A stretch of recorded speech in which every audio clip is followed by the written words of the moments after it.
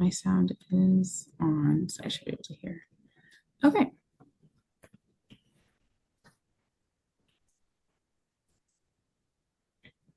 Nope.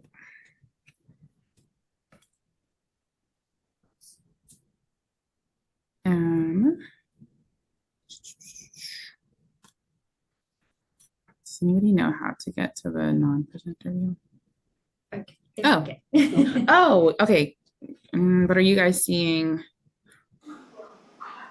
the presenter view? No. We just see a window. How about now? Presenter view now. Okay, awesome. Okay, so we will go. Welcome everybody to my individualized learning plan presentation. Um, my elevator pitch. I aim to create a niche at the intersection of addiction medicine and global women's health. My internship year in OBGYN, public health education at Killings, experience in global international health and addiction medicine training, well positions me to become the face of this niche. Driven by a commitment to improving women's health on an international scale, I aspire to influence women's health and global health practices for substance use treatment and address related policies to improve the quality of health worldwide. My educational goals are to master health policy skills, master addiction medicine as much as I can, potentially do an addiction medicine fellowship or practice pathway, depending on what my future looks like. I aim to explore and develop an area of expertise that intersects women's health and public health. Um, I've completed my public health training and then successfully passed the boards. This is the coursework that I've completed, which I did mostly during my MPH in 2021. And then I took a couple of classes in the fall and spring of last year that you can see here. The current clinical rotation that I'm doing is the UNC Horizons Women's Health Clinic, which is a perinatal substance use treatment outpatient program and residential program for perinatal patients and women with substance use disorders. My current supervisors are Elizabeth Johnston, who's a nurse practitioner, and the well-known Dr. Michael Bacallis. My research is a secondary data analysis of USAID, this program that was run in Kenya that assesses the effect of maternal autonomy on child feeding practices and child malnutrition. I joined this project after the international nutrition class that I did in fall of 2024. It's been slow. My next steps are to complete the data analysis and do a write-up.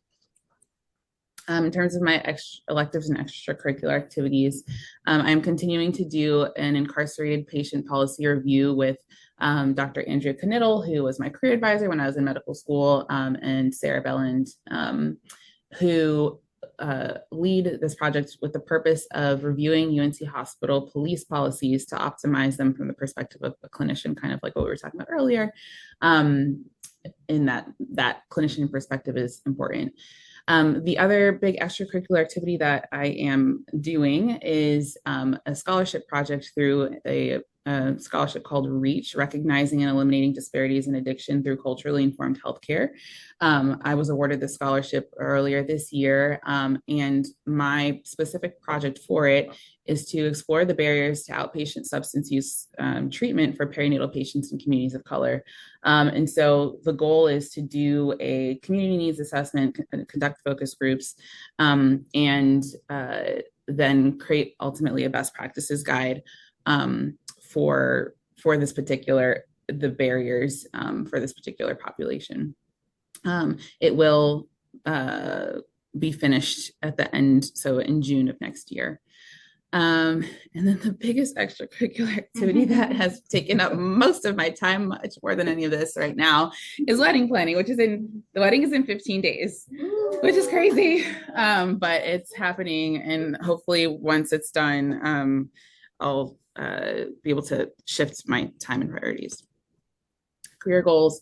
My 1-year plan is to first do an addiction medicine rotation in Boston in January 2026. Earlier this year, I spoke about the spring time sometime, but I did nail it down to January, and it's still in process. It seems likely. ACGME right now, the two institutions are talking to each other and figuring things out. But the goal will be to do an addiction consult service rotation for 1 week and then get involved in the other projects related to substance treatment and harm reduction initiatives that are widespread in the Boston Medical Center system. And then I do want to secure a job in addiction medicine in Boston. And my goal is to network during my away elective, and then hopefully find something.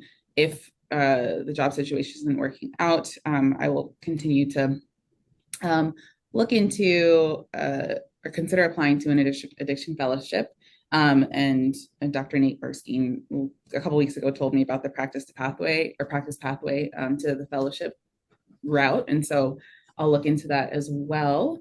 The reason for Boston is because my fiance is there, and he'll be there until 2029, finishing his residency. And so I'll move up there to join him for the last 3 years. These are some of the projects: Project Respect, which is a substance treatment program for pregnant women. Project Hope is a similar program. There's also the A-Hope Needle Exchange, Faster Paths to Treatment. These are the projects that I have expressed my interest in that will be set up for me when I go. 2 to 5 year plan: start my next job, continue building my career as the face of addiction medicine and global women's health in Boston and beyond, continue seeking international women's health work with these wonderful organizations that we are aware of. USAID obviously is not going to be available to work with anymore. Required rotation. So my FQHC rotation I completed between June and July of 2025 at the Piedmont. My focus was looking at doing a community health needs assessment, specifically to look at to work with care managers. They're called doesn't matter. So the care manager role, their goal is to optimize care plan documentation so that the quality metrics are met, and of course that funding can be received. And so I, during my time, did a chart review to see how many care plans were being made in all documentation through care managers, providers, nurses, physicians, et cetera. And then created a template to help ensure a standardized care plan so that is more widely used and implemented. My supervisors were Dr. Rui Ariapola and Norma Salazar. I am currently doing my VA rotation. My last week will be next week, working under Dr. Embry and Lori Hoffman-Hogg. Doing a couple of projects that are really cool. One of them being a suicide prevention project to address the period from active military service to becoming a veteran. That is known to be the highest risk period for which veterans are at risk for suicide. And so I'm helping with a project to address that. Also looking at how to improve the system of prescribing naloxone to veterans for veterans who are at high risk of opioid overdose, whether they have substance use disorder, stimulant use disorder, or are just at high risk of overdosing if they're discharged after surgery with opioids. So trying to, I was initially going to do a cost effectiveness analysis, ran into some hurdles. So I'm now creating a workflow to help improve the prescription of that from the provider side. And then I also did the ACIP guideline work to help put out the new COVID-19 guidelines for the VHA based off of the ACIP recommendations, which we had a seminar about and we're able to talk about. Ultimately, because the CDC does not, the VHA does not fully stand in agreement with the evidence base that was used to make those guidelines. The guideline this year was really just to link to the CDC instead of writing our own guidelines, the VHA's own guidelines. My public health agency rotation will be in February to April of next year. And I was able to get connected through Scott Presherbell to Hillary Beeler, who just started her job as the Women's Services Team Lead of the Substance Use Prevention, Treatment, and Recovery Services branch of the DHHS. Other requirements, I have done a couple field trips, I've done the yellow belt training. My Reach 2.0 counts for the diversity initiatives. I've gone to ACPM, we'll plan to go again this year. Have done the first 2 rounds of clin epi teaching and did the preparedness mini rotation. I still have to do my pop tops lecture, purple belts, and my board prep plan. We'll continue, it's the same as earlier. I'll self-study. We'll probably use Nate Erskine's recommendations for studying, start in the spring semester, and target focus areas based on my practice exam. Last year, I was really good in infectious disease. This year, it was my worst, and I was really good in epi. I think part of that might have been because I had studied that a lot to take step 3. In terms of growth areas, I mentioned that research has been slow. My goal is to create more structured time for research, and to continue to be more proactive in seeking out global women's health initiatives or experiences to better position myself as a budding leader in the field. Thank you. Thanks. Any questions from the folks on the Zoom? Are you able to hear us? Yes. Okay, Yeah. cool.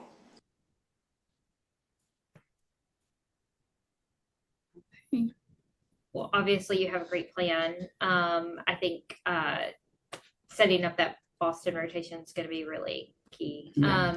And then are there addiction medicine fellowships in the Boston area? Yeah. The Boston Medical Center has a fellowship up there. Yeah. So, but that would be like a next cycle right thing. Yeah, so not right now. Yeah. Yeah. So, yeah. So it sounds like you've got I don't think so. I'll have to find out. Yeah, I had a good conversation with Dr. Califano about just, like, fellowships and the value of them and whether to pursue it or not. So. Yeah. And I mean, addiction, is it on the match? Is it with National NRMP? I don't know. Okay. Because I mean, sometime there might be, like, if you, once you get settled and everything, there might be a position that's open that's mid-cycle or something like that. So you could always look into that because they're, that happens. Yeah. Yeah. Okay. In the interest of time, we'll move on to the next presentation. Thank y'all. Okay. Who wants to go next? Julie, you want to go next? Okay, cool. Okay, I will pull it up and then you can come and sit here to drive the computer if it wants to work.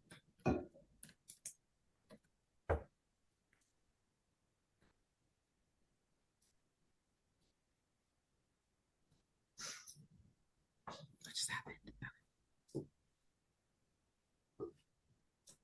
Weird, it means it's sitting on the other side. And okay, there it is. Maybe you guys couple of options in case one didn't work. Perfect, thank you. Internet, oh, that's so pretty. Internet seems slow today.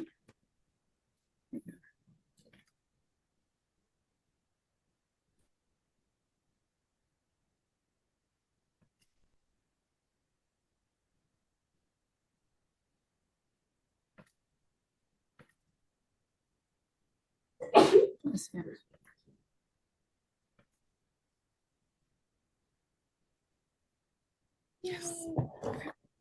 Thank you. Yeah. All right, what's the time? Okay. Try to do this quick. And what's our use the arrows on the actual computer. On the computer. Okay, Yeah. sounds good. All right. Hi everyone. You know me, I'm Julia. How these go. So my elevator pitch is in 12 years of healthcare experience. Hey, Julia, Oh, yes. we can still just see the regular window. We don't see the Oh, presentation. thank you. Okay. This is what happens when I try to go fast. Maybe I have to share the screen. Perhaps. Do the entire screen, are they going to see No, yeah, all the Zoom stuff? Do you see the Zoom, the presenter? The presenter view, no. Okay. How did I just do it? I thought like in 2020 I had figured that- out Zoom, but Is that better now? Oh, it might be. It's still loading, so. okay. Okay, now we got it. Okay. And then All right, I guess I we won't have to touch it. go through here. Yes. Okay. Okay. Everyone still see it okay? Yep, sorry. You're good. You're good. Just making sure. All right. So my elevator pitch is in 12 years of healthcare experience, I've seen much suffering from chronic disease, fueling my ambition for proactive solutions. I am now a community-centered physician leader focused on improving public health and healthcare systems through sustainable strategies that address root causes of disease. My work centers on upstream approaches to disease prevention using tools like lifestyle medicine, digital resources, and scalable implementation to create lasting change. Drawing on experience across healthcare systems, quality improvement, and health behavior change, I'm prepared to drive initiatives that make health and well-being more achievable. So my educational goals, this is like an order of probably when to start working on, or anyway, I forgot what order I did, but career search, networking, MPH, continuing to expand knowledge of this field, medical license, sports education, and preventive medicine and lifestyle medicine. I talked about lifestyle medicine earlier. All right, so for career goals, going to get a job after this. I'm done with residency for now. We'll see, I guess, if I end up wanting to do fellowship later. And everyone's putting like crazy possible ideas on here, so I put TED Talk. And for long term, probably continuing whatever work I'm doing, seeing where that goes. And more crazy ideas.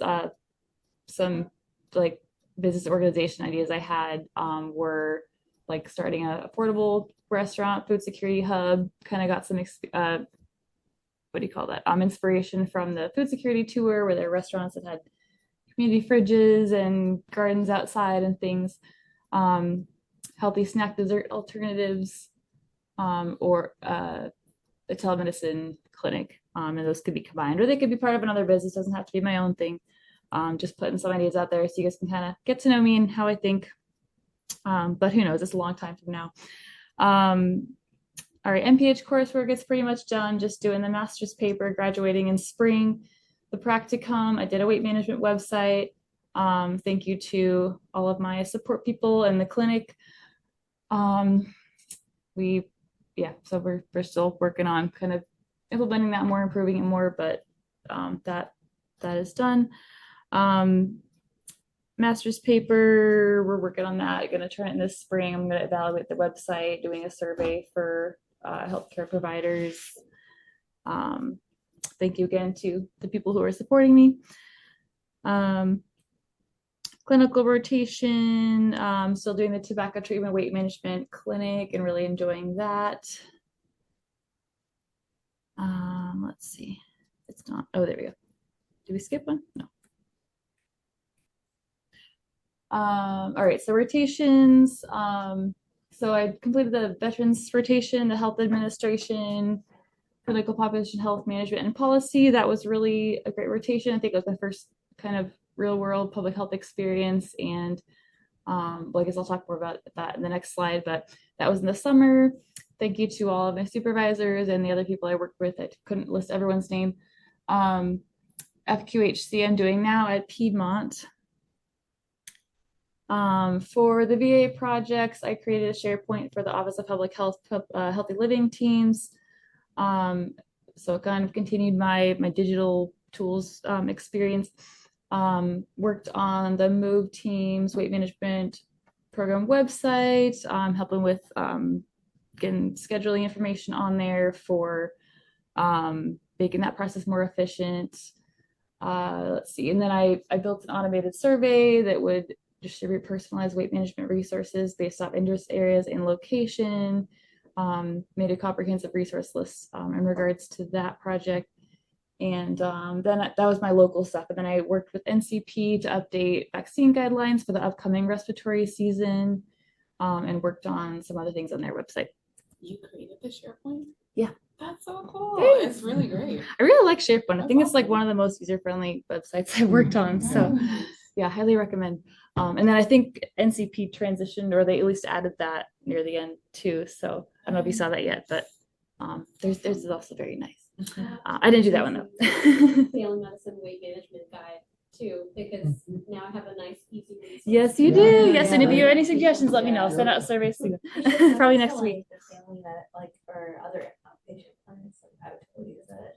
Yeah, it's gonna go to all the Durham and Chapel Hill family medicine, and I mean, I'm sure more people could use this, so feel free to spread it around. But I just for my project, that's what I'm focusing on. So yeah, next week I'll be sending that out. So look out for it. Any family medicine people on here.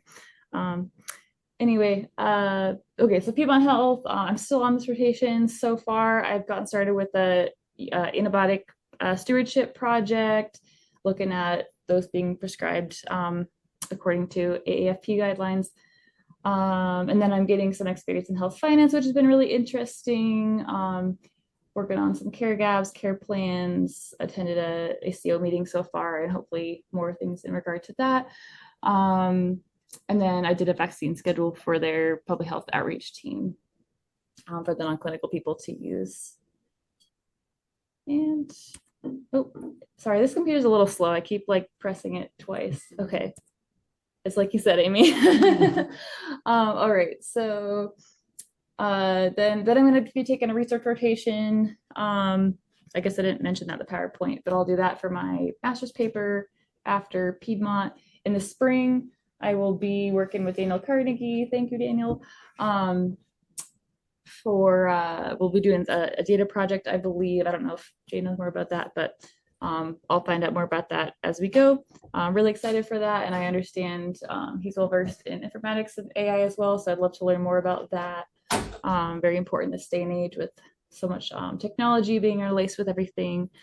As far as electives, this is something I'm definitely high priority to work on this next. I am hoping to do something internal to UNC just for we're kind of running out of time at this point.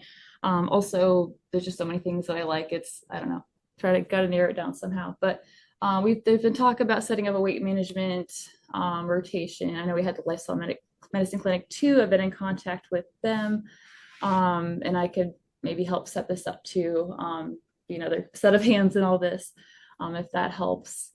And in addition to the clinical stuff, I was thinking I could possibly do more with the website. We'll see. And the other idea for something internal would be just doing additional time at required sites, if that's something that's possible. Oh, and Dr. Rowe left, but I was thinking about talking to him too, again, about the communications, if that could be like how feasible that would be, what we would do with that. And then external rotation, I bolded the 3 that were probably the closest to home and most feasible just because of travel. And so Sherilyn Berry is someone I worked with at the community garden, and she's an MPH and has quite a good knowledge on kind of the agriculture MPH or agriculture public health side of things, which is really interesting. We had Jason Jones come talk about Parks and Rec consulting. I think he did like an obesity program with kids. So that was interesting. And then we talked about, I think, like the Mecklenburg Health Department setting something up with that possibly, and maybe making digital materials or something, which is something I'm experienced with, so could possibly help them out. And then there's also some other lifestyle medicine options that were further away. There's a clinic with a farm up in New Jersey, and then Loma Linda, obviously the lifestyle medicine capital of the world. Can't leave that one out. So I talked with them a little bit, so I have to figure out, what the next step is here. And open to more ideas if anyone has suggestions, especially anything internal that would be easier to set up, since we're kind of don't have a ton of time left here. All right, other requirements are pretty much done. I forgot about Purple Belt until I looked at the template. And then I have my pop tops planned in January. Going to do some nutrition education for the Family Med program. 2-year plan, kind of similar, I think, to the overall educational plan, but completing the MPH and the residency licensing board certifications. And okay, so board prep plan.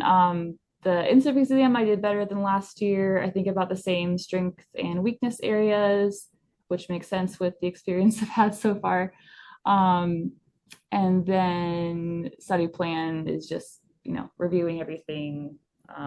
Gonna probably study a little closer to. We're still pretty far out. But I've learned a lot just from my rotations. As you can see, improved in my score there. And then for career planning networking, going to be updating I started so far updating my CV, LinkedIn, looking at job postings, then discussing with supervisors as I go through the rotations for ideas. Yeah, and that's pretty much it. So my next priorities here are the elective planning, the job search, the purple belt. I think that's the things I need to make a plan to do by the end here. So I'll get working on those. Those will be my priorities. And so thank you all for listening, and let me know any suggestions or ideas you have. Yay, okay. Hopefully I did that quick. Oh yes, 15 minutes, perfect. Okay.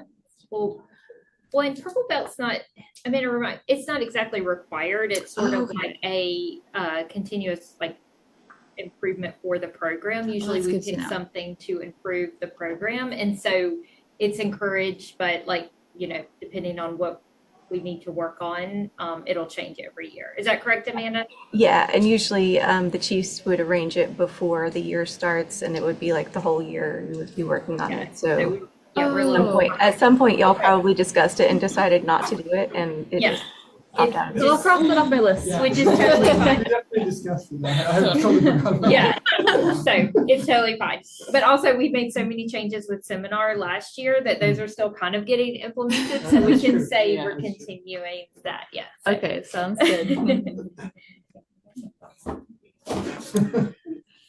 I love, you are a beautiful florist and you're an artist. I love the food and floral pictures. Yeah, I was trying to make it a little easier to look at with all the words. Yeah. So thank you. Are you considering looking into any telemedicine now, right out of training as an option? Because with your background, there are lots of telemedicine in lifestyle, weight management that, could bridge that while you're finding that dream definitely spot. Yeah. So I'm happy to chat. Oh, thank you. Yes, we should talk definitely about those options and everything. Talk, yes. Yeah. Thank you so much.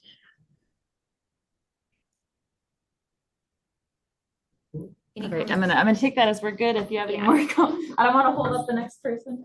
Good. I'll get this presentation set up for you, Dee. I feel like I really fast and sorry if any of that. So that's great. It's hard to cram 3 of us in here.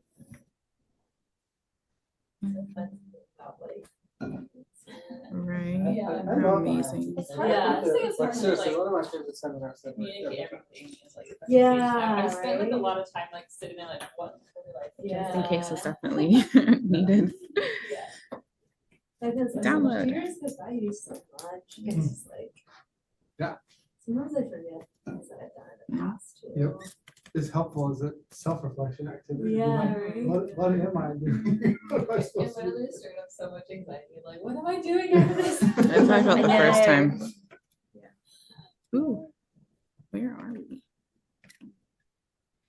It's just pull up because Yeah. I've been trying to keep updated the hurricane stuff, and it's just Yeah. Oh, Yeah, I was saw wondering if that was that. it, yeah. It seems like I know. Are you okay with presenting it like this? I hate when it I does don't that. know. Okay. Wait, maybe I can do that and it will work. Okay. Okay.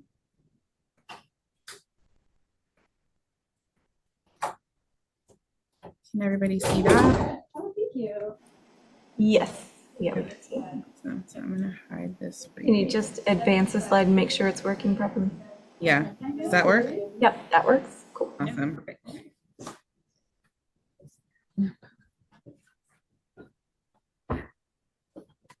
Right. For time, I'll just go. All right, so hi everyone. I am just gonna go right into my elevator pitch because it's gonna tell you my name. So my name is Dwayvania Miller. Everyone calls me D. I'm a recently completed my infectious disease fellowship and currently in my second year of preventive medicine residency and completing my MPH at Gillings. My interests include clinical ID with a focus on HIV care and chronic disease prevention. Additionally, I'm interested in global health and how to improve access to healthcare through social innovations in resource limited settings.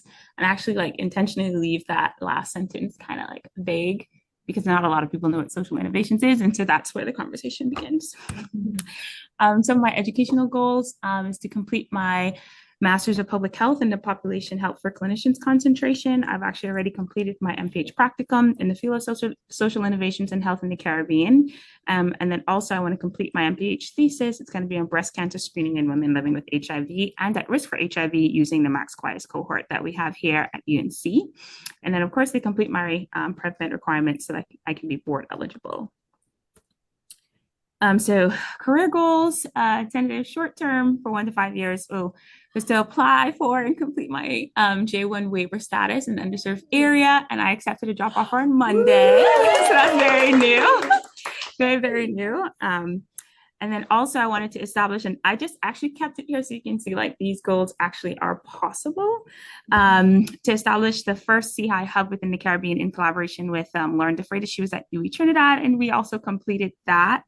And I will be an active member on their steering committee in spring 2026, although I have already gotten, I'm going to tell you, thank you for asking. I was like, I wonder if anyone's going to actually ask. So CHI is Social Innovations in Health Initiative. And so essentially it's a global initiative. We do have a site at UNC under Dr. Joe Tucker, but he's actually primarily based at the London School of Tropical Hygiene and Medicine. And he does a lot of work in China as well, if I'm not mistaken.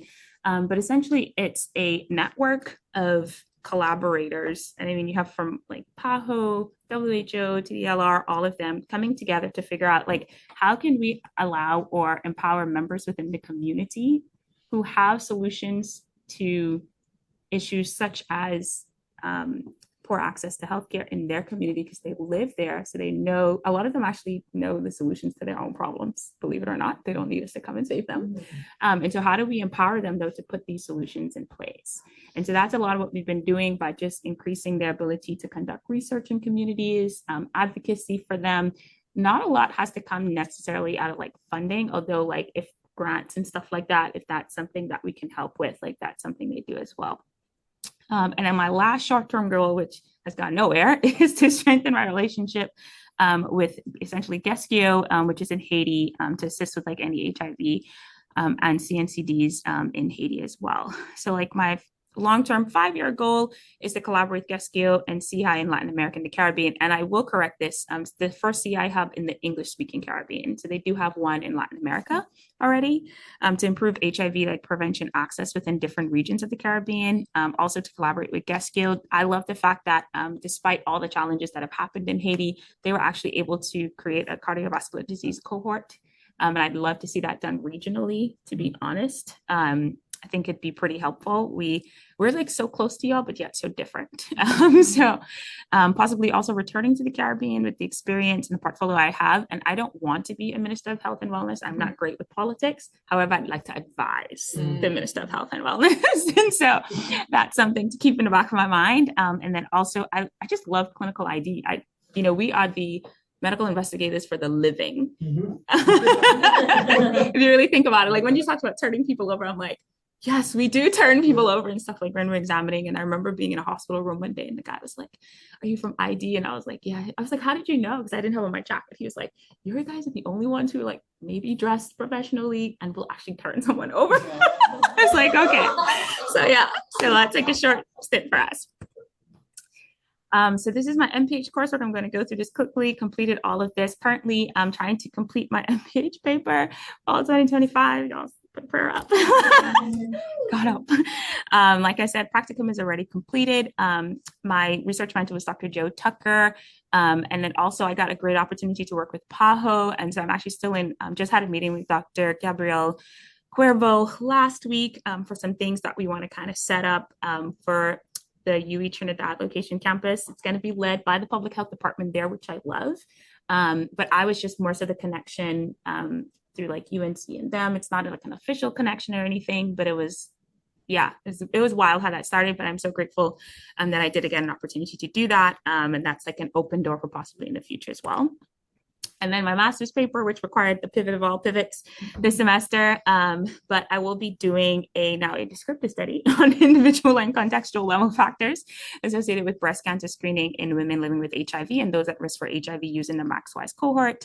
My mentor is Dr. Michelle Flores-Moore, who's also the PI for the cohort study here. But I also have Andrew Edmonds, who's like an amazing PhD epidemiologist, and Catalina as well, who's just helping me out significantly. Additional research projects. I'm not going to read this long title, but essentially it's just, this project was sort of like a pet project and just evaluating infectious disease doctors are important in staph aureus bacteremia treatment in the hospital. That's essentially what this project was about. We completed the IRB, finally got it approved. I would love to pick this back up in spring 2026 because a lot was going on this semester. However, I did get another collaborator, Joey Stromberg. He's a second-year fellow who I'm like, Joey, please lead, because if you have me lead it this semester, it's just not going to happen. Additional projects and stuff that I'm doing. So I also was fortunate to become a global humanitarian health intern for 2025-2026 at Gillings. I'm currently working with an NGO called Alight in the Sudan. So I work remotely. Of course, I don't fly there every other week. And we're doing like a lot of program evaluation and reporting. They have this amazing 48-hour response system. Sudan, if you don't know, in April of 2023, just underwent civil war, and it's really not stopped. And so they have a lot of internally displaced persons, refugees, of all ranges, young kids, women or pregnant women who are still breastfeeding, lactating, so all of that. And it's just, it's wild when you read the reports. I'm like, we have problems, but they have so much more problems, and they're being able to do like great work. And then my next project with them, which would be one of the projects that they're going to allow me to lead apparently, is to do a analysis of cholera with the work that they're doing through Alight. And so they gave me a lot of information and just kind of have to sit down to figure out like what's going to be the best thing to highlight all that they're doing so that they can get funding. So that's like a big thing. My clinical rotation, so I'm still doing my UNC infectious disease clinic half day, and then also I took up an addiction medicine half day clinic with UNC Star Clinic. I'm about 25% done, missed a lot because I also had IB boards last week as well. That's done. Yes, that is done. This has been the run of my life this semester. But then I was speaking with Dr. Sellers, who is technically, I guess, my still somewhat my ID program director, who is saying that I could possibly have some opportunity to do some work in the HIV prep clinic there, which I actually do want to get some more experience in, because that was the one part that was very limited for us. We don't do a lot of prep as fellows. I felt like that goes to like a lot of like, I think it was at Wake. I always get Wake Med, Wake Forest, but we all know what I'm talking about. Like one of the Wakes, that was like a very limited clinical experience there. All right, so for my required rotations, so I'm hoping to do my DHHS rotation in December to like Jan-Feb in refugee health. I actually had to get back to Dr. Nikita Williams to confirm that, yes, I would love to do the project that they were offering me to work on. And then also I need to start arranging my Veterans Affairs Veterans Affairs rotation as well, hoping that's somewhere between February and March. And then I completed my Piedmont or FQHC rotation in August to September 2025. For time's sake, I'm just going to move on.